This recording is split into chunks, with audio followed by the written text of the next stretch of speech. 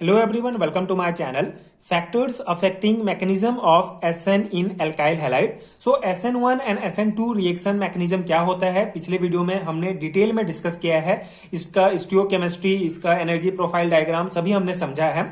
आज हम इस पर्टिकुलर वीडियो में कौन कौन से फैक्टर्स अफेक्ट करते हैं एल्काइल हैलाइड के SN मैकेनिज्म को, उसको डिटेल में देखेंगे। जैसे कि कुछ इंपॉर्टेंट फैक्टर जैसे nature of alkyl halides, nature of attacking nucleophile, nature of leaving group and nature of solvent. ये चार इंपॉर्टेंट ऐसे फैक्टर्स हैं जो SN मैकेनिज्म को इफेक्ट करते हैं।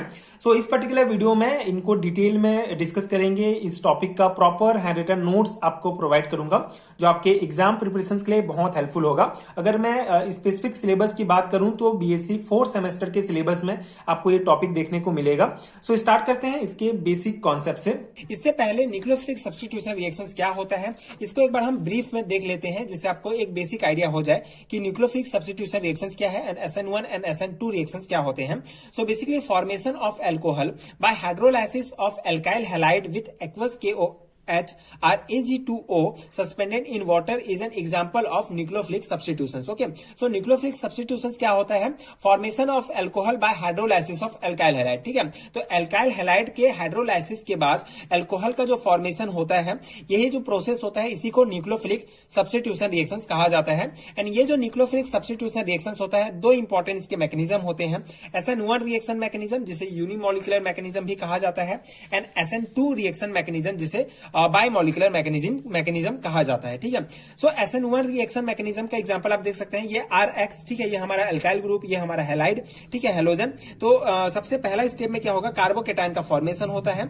उसके बाद न्यूक्लियोफाइल जो OH, ये न्यूक्लियोफाइल है, ये जो है कार्बोकेटाइन के साथ रिएक्ट करके जो है ये अल्कोहल का फॉर्मेशन करता है। ये SN1 रिएक्शन हो गया, जिसमें जो है हमारा कार्बोकेटाइन, ठीक है, एक इंटरमीडिएट के रूप में कार्बोकेटाइन का फॉर्मेशन होता है। इसी प्रकार बायोमोलिकुलर रिएक्शन में क्या होता है, जो न्यूक्लियोफाइल होता है, ये जो एल्काइल ग्रुप होगा उसके कार्बन के ऊपर अटैक करता है एंड इस प्रकार से ट्रांजिशन स्टेट, इसमें इंटरमीडिएट जो स्टेट होता है, ये ट्रांजिशन स्टेट होता है। उसके बाद फिर अल्कोहल का फॉर्मेशन होता है एंड ये हमारा प्रोडक्ट बनता है। इस प्रकार से दोनों रिएक्शंस में हमको अल्कोहल ही प्राप्त होते हैं।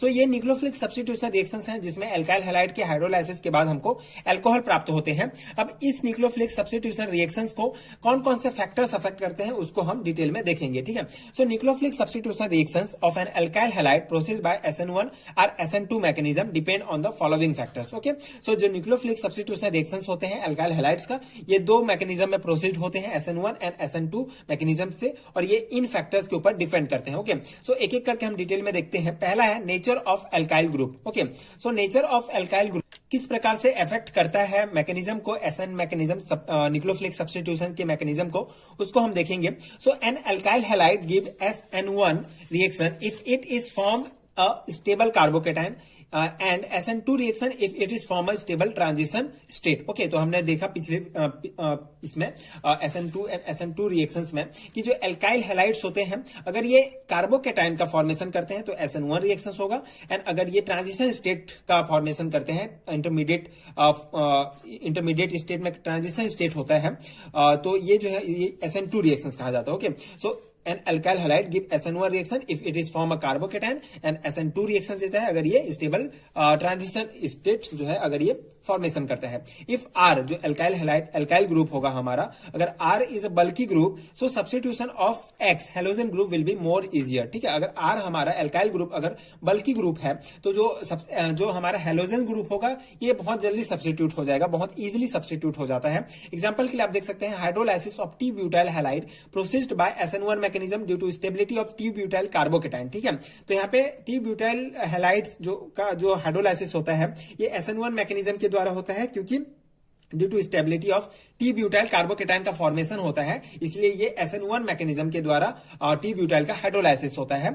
And while hydrolysis of ethyl chloride, ठीक है, इथाइल क्लोराइड जो है SN2 मैकेनिज्म के द्वारा इसका हाइड्रोलाइसिस होता है, क्योंकि इसमें कम स्टेबल वाला कार्बोकेटाइन का फॉर्मेशन होता है। इथाइल कार्बोकेटाइन फॉर्म होता है जो कम स्टेबल होता है, एंड यहाँ पे ज्यादा जो टी ब्यूटाइल होता है, टी ब्यूटाइल हैलाइड होगा, ये इस इसमें जो है जो कार्बोकेटाइन का फॉर्मेशन होता है, टी ब्यूटाइल कार्बोकेटाइन का जो फॉर्मेशन होता है वो ज्यादा स्टेबल होता है। तो यहाँ पे आप ये नेचर ऑफ एल्काइल ग्रुप आप देख सकते हैं कि एल्काइल ग्रुप क्या होगा, बेसिकली अगर बल्की ग्रुप का होता है तो बहुत जल्दी सब्स्टिट्यूट हो जाता है उसमें हेलोजन ग्रुप, ठीक है, बहुत इजीली हो जाएगा। तो यहाँ पे ये एग्जांपल आप दे सकते हैं, टी ब्यूटाइल का हाइड्रोलाइसिस एंड इथाइल जो होगा, टी ब्यूटाइल हैलाइड का ये देख सकते हैं, ये हमारा कार्बोकेटाइन का फॉर्मेशन हुआ। इसी प्रकार इथाइल कार्बोकेटाइन का फॉर्मेशन हुआ। ये ज्यादा स्टेबल होगा क्योंकि इसका जो कार्बोकेटाइन है ये ज्यादा स्टेबल है, ज्यादा, ठीक है। ये जो होगा बेसिकली SN1 रिएक्शन मैकेनिज्म के द्वारा होगा। SN1 मैकेनिज्म रिएक्शंस के द्वारा ये प्रोसेस होगा क्योंकि यहाँ पे जो कार्बोकेटाइन है ये ज्यादा स्टेबल है, एंड ये SN2 के द्वारा होगा क्योंकि ये जो है कम स्टेबल है, ठीक है, लेस स्टेबिलिटी होगा इथाइल कार्बोकेटाइन का, इसलिए SN2 मैकेनिज्म के द्वारा बनेगा, प्रोसेस होगा आगे, ठीक है। तो ये basically nature of alkyl group में आपको इतना बस ये पॉइंट्स आप थ्योरी पोर्शन में लिख सकते हैं, एंड ये एग्जाम्पल दे सकते हैं बहुत इजिली। इसको आप खुद से भी लिख सकते हैं जनरली। बेसिकली क्या है कि alkyl group, nature of alkyl group, अगर R जो होगा एल्काइल ग्रुप है तो अगर बल्की ग्रुप होगा तो जल्दी सब्स्टिट्यूट हो जाएगा हैलोजेंस, एंड इस प्रकार से कार्बोकेटाइन का फॉर्मेशन होता है। तो ये पॉइंट्स आप ध्यान रख सकते हैं, लिख सकते हैं। आई होप आपको समझ में आ गया होगा कि नेचर ऑफ एल्काइल ग्रुप किस प्रकार से अफेक्ट करता है सब्स्टिट्यूशन रिएक्शंस को, ठीक है।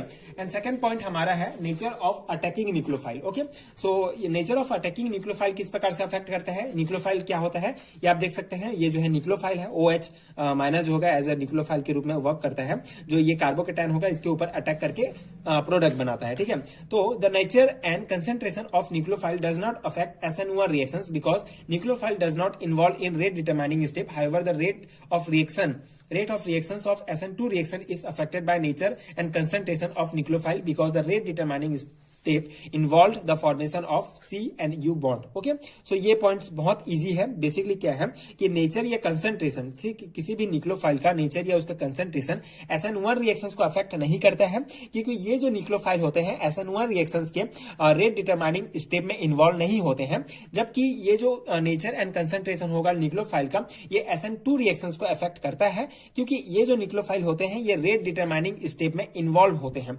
जैसे formation of carbon and nucleophile के फॉर्मेशन, बॉन्ड जो दोनों का बीच जो बॉन्ड फॉर्मेशन होता है न्यूक्लियोफाइल एंड कार्बन के बीच, इसमें जो है इन्वॉल्व होता है न्यूक्लियोफाइल, ठीक है, रेट डिटरमाइनिंग स्टेप है ये। तो इसी कारण SN2 रिएक्शन जो है इससे अफेक्ट होता है, पर SN1 रिएक्शन अफेक्ट नहीं होता है। Therefore greater the nucleophilicity and concentration of the nucleophile higher will be the rate of reaction, ठीक है। अगर न्यूक्लियोफिलिसिटी या कंसंट्रेशन किसी भी न्यूक्लियोफाइल का ज्यादा होता है तो रेट ऑफ रिएक्शंस भी ज्यादा होगा, ठीक है। ये पॉइंट्स ध्यान रखना है।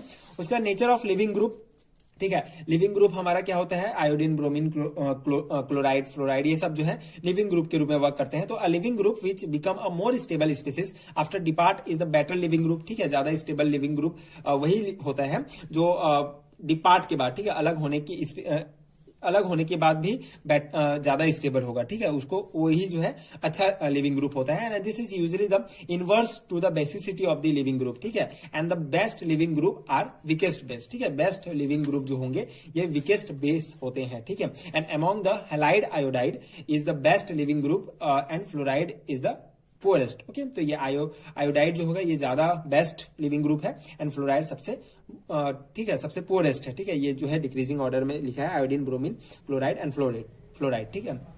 तो ये आपको ध्यान रखना है लिविंग ग्रुप्स के, ये जो है कौन से लिविंग ग्रुप ज्यादा स्टेबल हैं, कौन से जो है कम स्टेबल हैं, ठीक है, कौन ज्यादा जो है कौन बेस्ट है एंड कौन प्योरेस्ट है ये बताया गया है। तो ये पॉइंट्स जनरली आप ये डिक्रीजिंग ऑर्डर में ये याद रख लेते हैं, ठीक है, इंक्रीजिंग ऑर्डर में, ठीक है। बेसिकली आयोडाइड जो है ज्यादा होगा, एंड ये उसके बाद ये फिर ये, ठीक है, ये बेस्ट लिविंग ग्रुप्स हैं। तो ये आपको ध्यान रखना है। उसके nature of the solvent, and if solvent is polar like water HCOOH it will increase the ionization of alkyl halide, ठीक है। अगर जो सॉल्वेंट होगा अगर पोलर होगा तो ये डेफिनेटली एल्काइल हैलाइड्स के आयनाइजेशन को जो है इंक्रीज करेगा, and reactions process by SN1 mechanism के द्वारा होगा। बट नॉन पोलर सॉल्वेंट अगर होगा तो ये जो है SN2 मैकेनिज्म के द्वारा प्रोडक्ट बनेगा, ठीक है। बहुत सिंपल सा ये पॉइंट है कि अगर हमारा सॉल्वेंट पोलर नेचर का होगा तो ये जो है आयनाइजेशन होगा, increase the ionization, alkyl halide का आयनाइजेशन इंक्रीज कर देगा, जिससे रिएक्शन जो होगा SN1 मैकेनिज्म के द्वारा प्रोसेस्ड होगा। एंड अगर हमारा नॉन पोलर सॉल्वेंट यूज होता है तो SN2 मैकेनिज्म के द्वारा प्रोडक्ट बनेगा। ठीक है, तो ये पॉइंट्स आपको ध्यान रखने हैं। आई होप आपको समझ में आ गया होगा एंड ये नोट्स आपके एग्जाम प्रिपरेशन के लिए हेल्पफुल हुए होंगे। जनरली ये लॉन्ग टाइप क्वेश्चन में पूछे जाते हैं, तो आपको ये सभी पॉइंट्स जो है ध्यान से समझना होगा एंड ध्यान से आपको ये सभी लिखने होंगे, सभी थ्योरी पोर्शंस। जनरली ये BSc एंड MSc लेवल के थ्योरी एग्जामिनेशंस के लिए बहुत इंपॉर्टेंट है, तो आप इसको लिख सकते हैं। एंड पिछले वीडियोस देखने के लिए आप आई बटन चेक कर सकते हैं, प्ले लिस्ट चेक कर सकते हैं, इस यूनिट का सभी वीडियो आपको मिल जाएंगे।